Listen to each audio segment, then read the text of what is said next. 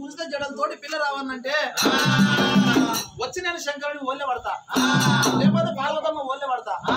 నన్ను ఏమంట పిలుస్తారు వీళ్ళు, నన్ను ఎట్లా పట్టుకపోతారు వీళ్ళు అని ఒక పుట్ట లోపల ఉండి అటువంటి కనుక 60 ముళ్ళ ఒక్క అంది ప్రాధం దాపింది. అంది ప్రాధం దాపి ఏనాడు అద్దాల మడి లోపల మడిగ తోటి ఒక పుట్ట పట్టింది.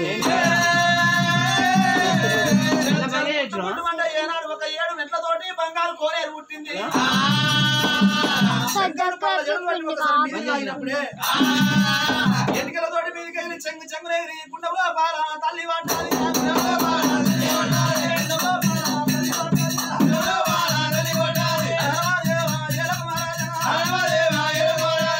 ఆ గుండెలో తల్లి పడ్డది.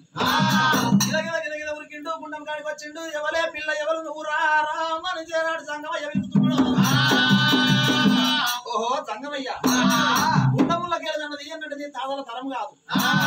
నువ్వు కనుకనేవి ఏనాడు ఒక్కొక్క మెట్టు మీద అడుగు పెట్టుకుంటా, ఒక్కొక్క వరుసతోటి నువ్వు రా. ఆఖరి మెట్టు మీద అడుగు పెట్టే వరకల్లా ఏ వరుస వస్తే కదా ఏ వరుసతోటి నీ వల్ల పడతానన్నది. మొదటి మెట్టు మీద అడుగు పెట్టినాడమ్మా, ఇది నా మెట్టు అన్నాడు.